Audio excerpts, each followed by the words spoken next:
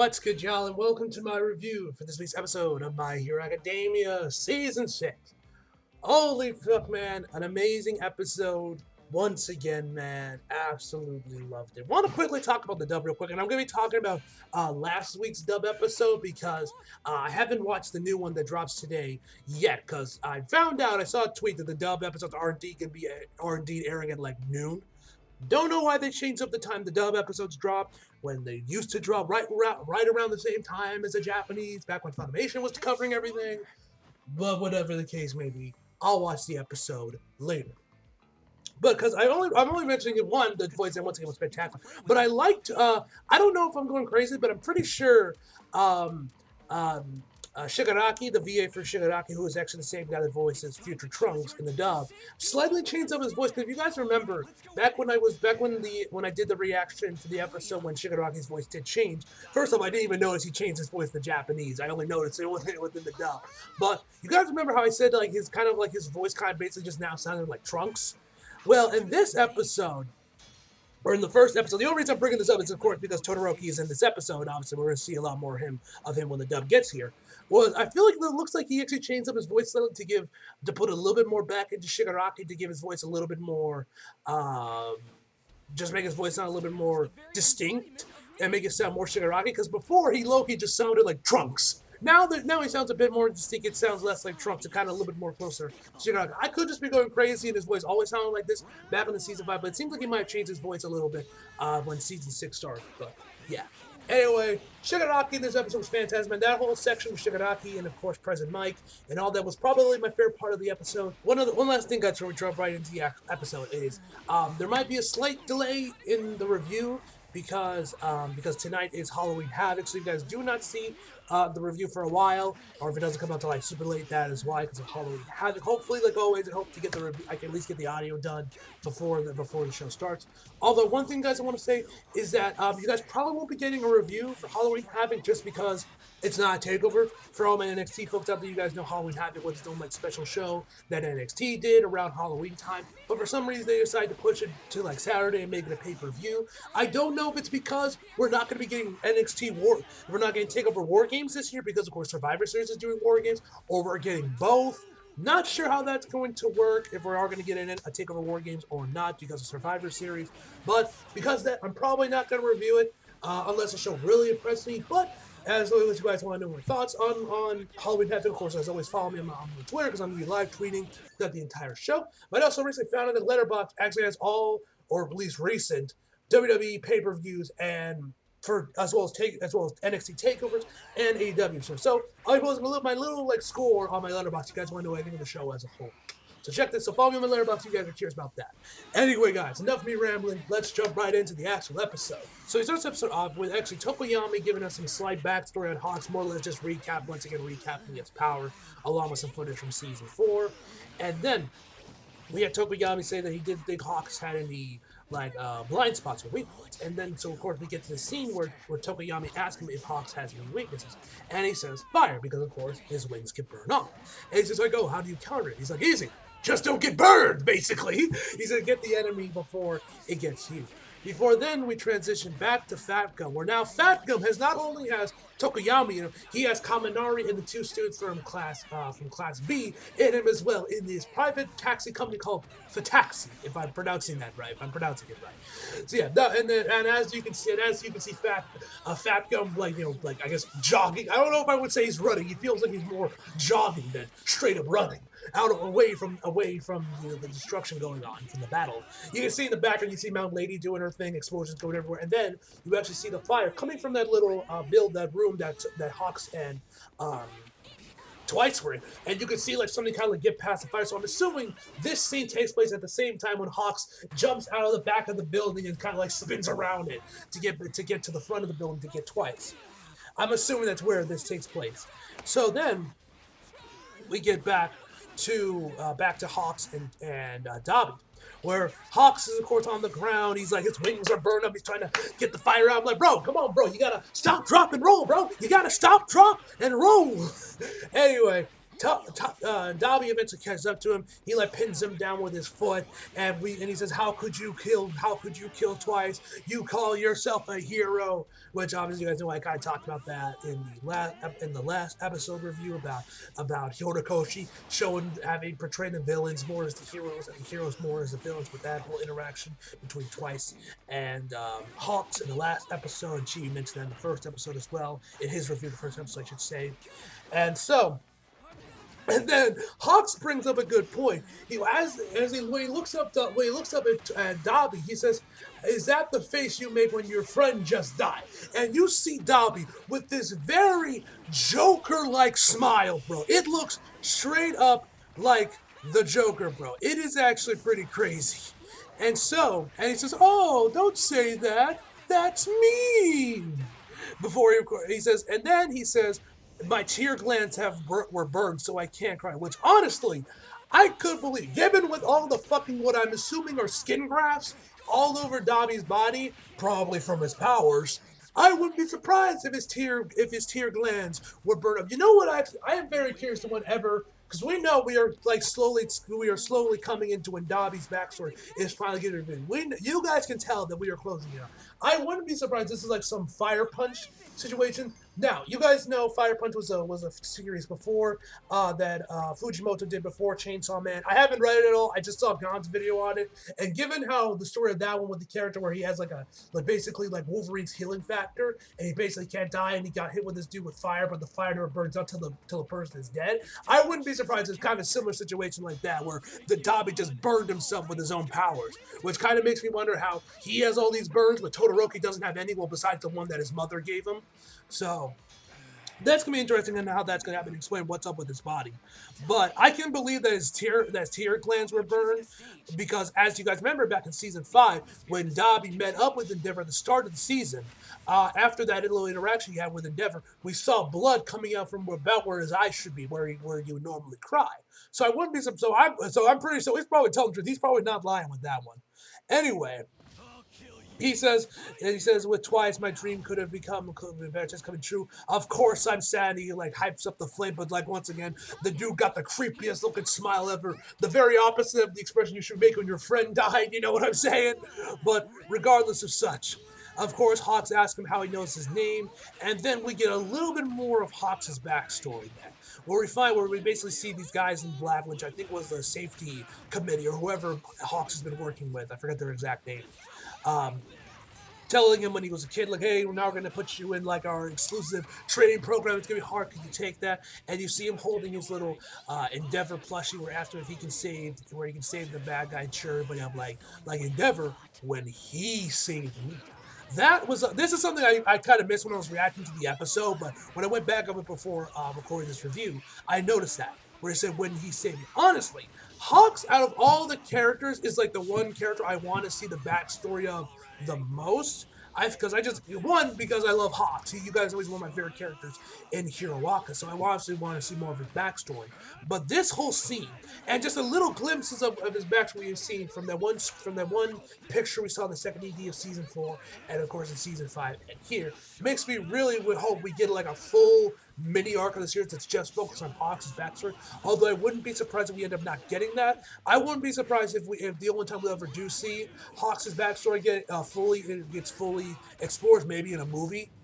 Probably, because I don't know if Horikoshi ever does go full on with Hawks and get into everything. Because there's a lot cool stuff with Hawks back that I wish we get to see more of it. But who knows? Maybe Bones will do that in another movie or something. We'll have to wait and see on that. That would be cool. That would be cool if we got this as like a movie or something. Anyway, Anyway, we get back to them in the present, Dobby's still going off about how he doesn't really care about the League of Villains and all, and of course he's the one that is going to carry on Stain's legacy. We then get a flashback back to season 2 when Stain made his huge speech of like, I'm going to come and get you fixed. The only hero that I'll let kill me is All Might. Oh man, good days, man. That was some good time, man. When season 2 was there, that was a good time, man. That's when I was still in high school. I had just started reviewing the series. The Hiroaka fandom hadn't gone to complete to shit yet. Good times, man. Good times. But anyway, after that, we head back into the basement of the hideout that the Paranormal Liberation Front stays in. Although one thing I almost forgot to mention is, before we jump right into that scene, is that During the scene between Hawks and Dobby, we have when Hawks asks him like why he knows it, how he knows his name, it tells him that he tried to search up both or tried to look up the files of both Shigaraki and him, and they couldn't find anything on him. They damn it does a typical like, oh, his mouth moves, he says something to Dobby, or Dobby says something to Hawks. Hawks is shocked, but of course we hear nothing of it clearly. I don't know if I've mentioned this before in reviews. I think I might have mentioned this a handful of times in other series. I know I mentioned this for one of the reaction clips I posted on for Class of the Season 2. But I fucking hate that trope in anime when a character says something but the audio is muted. You know, that shit just annoys me, bro. Like, if you're not gonna reveal right then and there, don't reveal it. Just move away to another scene and then come back to it, bro. Like, does anyone else hate that trope like I do? Because that trope always has kind of low key annoyed me, especially in more recent years, bro. I don't know. I find that shit super annoying. Anyway, we then head over to the police headquarters as they're starting to recap what's going on. That the heroes steal them all the main exit. Endeavor and the others are taking up the Nomus that were inside the front part inside the hospital and one after another. And Miracle's of course still fighting the high ends in the basement. We get to Miracle once again. God tier animation as always. Seriously, Bones has just been going off this entire season, especially with Miracle. But right before that, we see Endeavor marching over with a bunch of other pro heroes, including someone by the name of Xless. Is that meant to be an X-Men reference or something with just the random use of the letter X? You know? But whatever the case may be, they're fading off to get to Nomu. Endeavor goes in there, uses his jet burn on this thing. And also, I gotta say, once again, the OST. I know I've mentioned this in my reviews for all of season 6 up to this point, but the OST once again, fantastic. I don't know if this is like Endeavor's theme or something, or a new track made for season 6, but I love the song that was playing here, the guitar riff that was here, man. Oh my god, the music of this season is just so good, man. Just like shout outs once again to the composer of Hiroaka, man. They're doing a phenomenal job, man. Anyway, so Miracle's going in there, fighting up against the Hyats. Now she can't land a hit, not because that the Nomos have basically adapted to her and they're slower to awaken. So that's when Miracle decides, all right, fuck, I can't fight these guys. I'm gonna go after Doctor and basically just jumps over all of them and rushes towards the exit. And I love the shot of her that goes first person. She like runs all past them. I'm pretty sure this entire shot was CG, but regardless of such, man, this shot looked absolutely amazing, man. Once again, shout out to the director of this episode, man. Good shit all around, man. This season.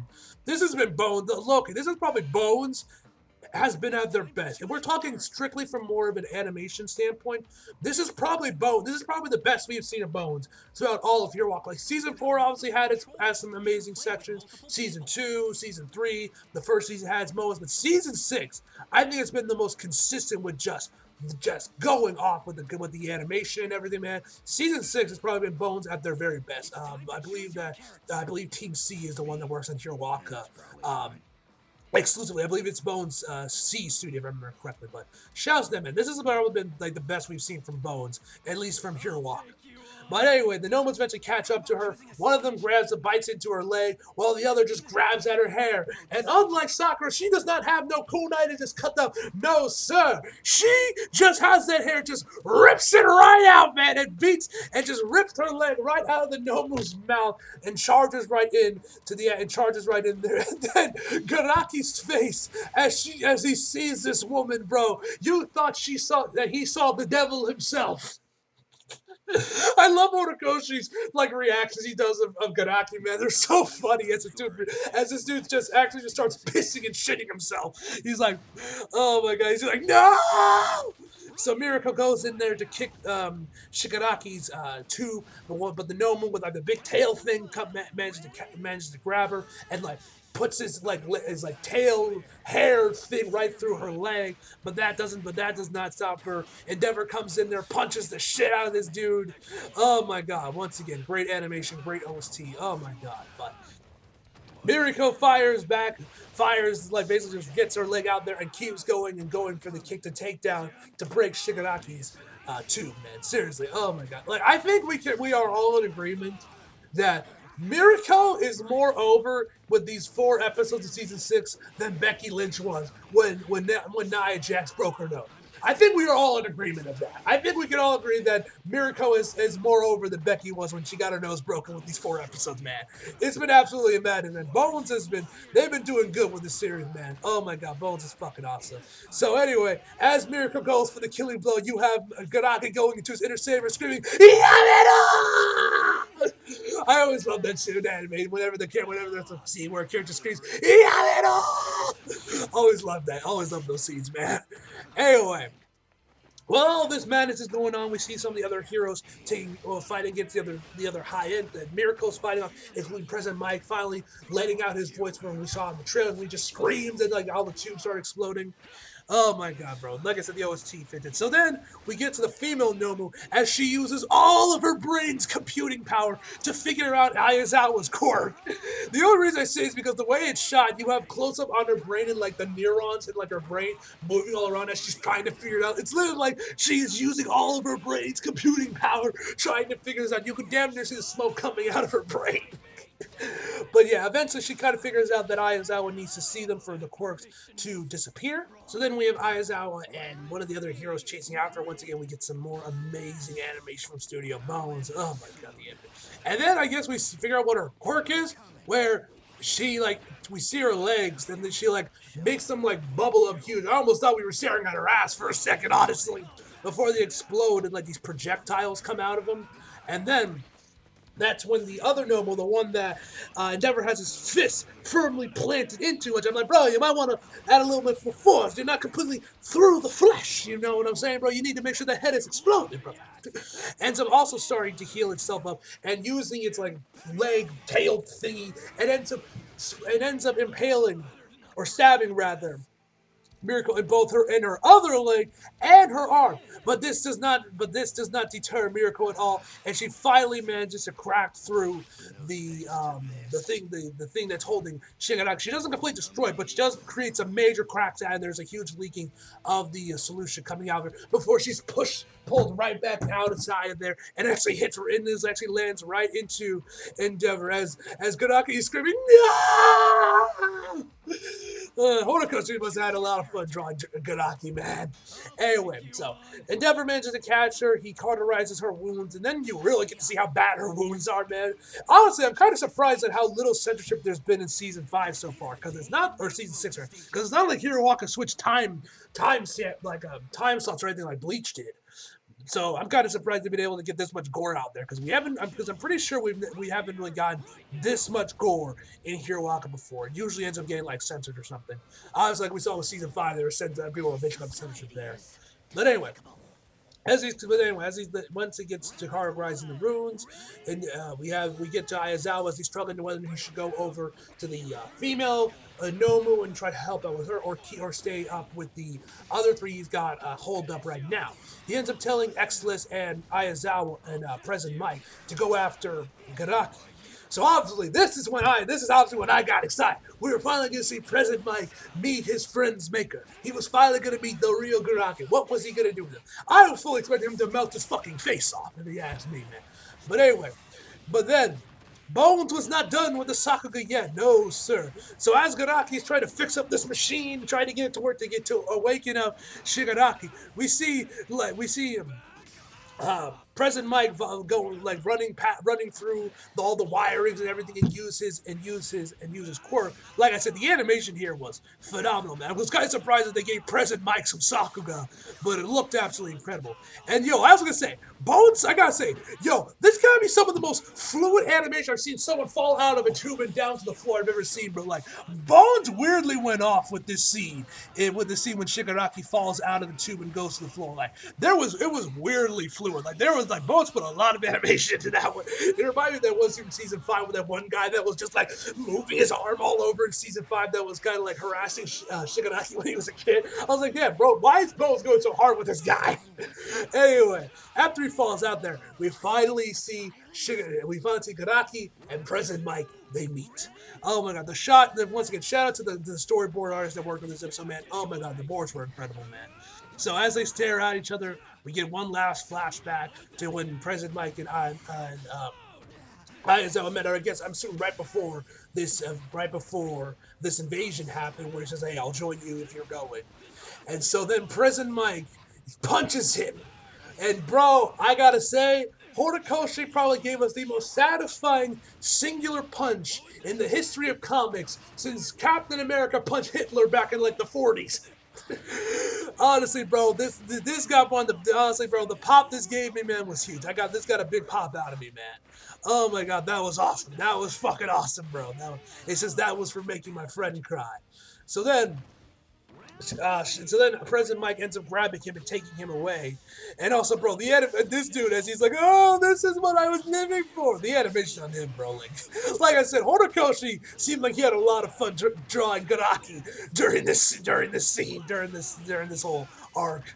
So he takes him out there. The dude starts rambling about his theory and how it was irrational and based on weak evidence. They disregarded it in order to, and then um, as they're getting out there, we basically find out. Well, first up, we hear about that this turn got turned to the current cult quirk singular doomsday theory. Bit of a mouthful, but okay. And also gotta say, I got major props I gotta give a shout out to President Mike's Japanese VA. His voice acting throughout these first episode and the first episode season 6 have been fantastic. Especially this one scene where you see you hear in his voice, his eyes, you see his eyes you can tell he probably wants to kill this guy, melt his face off or something, bro. And it's yeah, he was fantastic. So he was fantastic. Anyway, we then basically find out how old Garaki is. Basically, he's over 120 years old, and we find out his quirk's name is Life Force, which of course gives him the ability to live twice as long as a normal person. And we find out that he actually gave his original ability to All For One, explaining why he's been alive for so long. But the quirk he has that's keeping him looking around 60s, maybe 70s-ish years old, is actually a duplicate of his original one. So yeah, apparently we can clone quirks now, apparently. So that's interesting. And then Garaki asks him, "You're Kurogiri's friend, aren't you?" And obviously, you can see in President Mike's face. And if we find out that apparently they wanted that what they really wanted was Aizawa. They wanted his quirk. And then we get some narration from President Mike. "I don't want to touch him. My disgust is surpassing my anger. Right now, I'm touching something that's extremely revolting." And then we get this shot of Garaki. And oh my god, once again, shout out to the animator, shout out to the storyboard artist, shout out to the episode director, shout out to Horikoshi, shout out to everyone that worked on this fucking episode, and Horikoshi that worked on the chapter. We get this amazing shot of Garaki where tears are running down his eye. His eyes are damn near rolled in the back of his head. It looks super fucking creepy, bro. I would love to see how this looked like in the manga, bro, because, ooh, that scene was awesome. And then that's when we head over inside Shigaraki's head, which reminded me a lot of ID Invaded, if you guys have seen that anime. Check it out if you haven't, it's a fantastic show. So we see all these just random buildings, destroyed buildings and hands and everything just floating aimlessly. Like I said, this reminded me a lot of the first episode of ID Invaded because it looked very similar to the scenario that was going on in that episode. Which, by the way, like I said before, if you guys have not seen ID Invaded, please check it out. It's a fantastic sci-fi mystery kind of thing. If you like shows like Steins Gate, you will love ID Invaded, man. It's so good. It's on Funimation now with the English dub. It's fantastic. I'm pretty sure by now it's probably already been added to Crunchyroll as well. So please watch ID Invaded if you haven't. It was easily probably one of the best animes of 2020. And Loki kind of underrated if you ask me, man, because not a lot of people are talking about it. Anyway, I wouldn't be maybe the episode director also worked on ID Invaded, I don't know, because with how similar they are. Maybe Horikoshi is just a fan of ID Invaded with just how similar they are. Whatever the case may be, this looked awesome. So we then see Shigaraki's sister when we get these pseudo flashbacks to season 5 where Shigaraki's sister, where she's like, "Oh hi, let us be sibling, brother sister pro heroes." He's like, "Oh, I'm fine now." And then we see another one of Shigaraki's sister after she snitched, after she threw Shigaraki under the bus about the photo, which is, "I'm the one who said it was a secret. I'm the one that told you. I'm sorry, Shigaraki." And so he says "Oh, don't." And he's just "Oh, I don't care about that anymore." Then we see Shigaraki's mom, where she asked him, "Do you still want to be a hero? And we don't know what you're allergic to. It sucks, huh?" And then that's when Shigaraki turns back into a kid. Then we see his dad, and that's when his hair turns blue. Then Shigaraki, his hand starts going towards him. He disintegrates, I guess this vision of his dad. I don't know exactly what you call this, but then that's where All For One pops up, And he says that he actually looks a lot like Kodogiri now. And so then that's when Shigaraki starts to walk towards All for One. But then this was fucking ingenious by Horikoshi, man. We then see all of Shigaraki's family members put their hands around him and basically trying to stop him from going to All for One. But if you pay attention closely, you realize all their hand placements are the exact places where hands were placed when we saw Shigaraki in the earlier season, which basically means we now know which hands belong to who from the early seasons. Obviously, we knew that Shigaraki's dad was the one that was on his face. The one behind him is apparently his grandma, or at least that's how it showed up in the show. Probably not exactly her hand, because she would have been long dead by this point. But yeah, but we see that his mom was actually the hands that were around his throat. Very interesting. I feel like that's symbolic to something. Maybe meant to that she coddled him a little too much, almost suffocate him a little bit. I'm not sure. I feel like just given that it's his mom, that where her hands are around his throat. I just feel like that has to be symbolism for something, man. Because it just seems such an interesting place for her hands to be, given how she was like the one person that tried to stop his dad from like abusing Shigaraki, tried to stop him, man. So I just feel very interested that her hands are around his throat. We then see his uncle and his aunt are ones around his arm. But like his mom being around his throat, that's got I don't know if Horikoshi mentions it, but that's got to be symbolic of something, man. It has to be. There's no way it's not symbolism for something. Anyway, Shigaraki disintegrates his dad's hand. And then we see his grandma, of course, All Might's master. She disintegrates as well, and Shigaraki goes into All for One. I guess assuming that he is now obtained and how has hold of One for All, or All for One, I should say. And then that is when he finally awakens. But not gonna lie, that shot looked pretty badass when he awakens. And then, ladies and gentlemen, that is where the episode ends, ladies and gentlemen. Oh my goodness, bro. Low key might be my favorite episode of the season so far. Phenomenal episode, man. I'm so excited for next week's episode. Don't know about that one. I might not end up doing a reaction for. I'm not entirely sure. Kind of depends on how I'm feeling. I might end up doing a reaction for that one, but that one's the first one. I'm kind of like, am I going to do a reaction for it or not? So yeah, the streak might end today with 4 episodes. Anyway, guys, yeah. Overall, I'm going to give this episode a 10 out of fucking 10, ladies and gentlemen. And as always, hope you guys enjoyed the video. Like if you did, subscribe if you're new. Follow me on my socials if you feel like it. Links down in the description box below. And as always, come back for more. See you guys next time.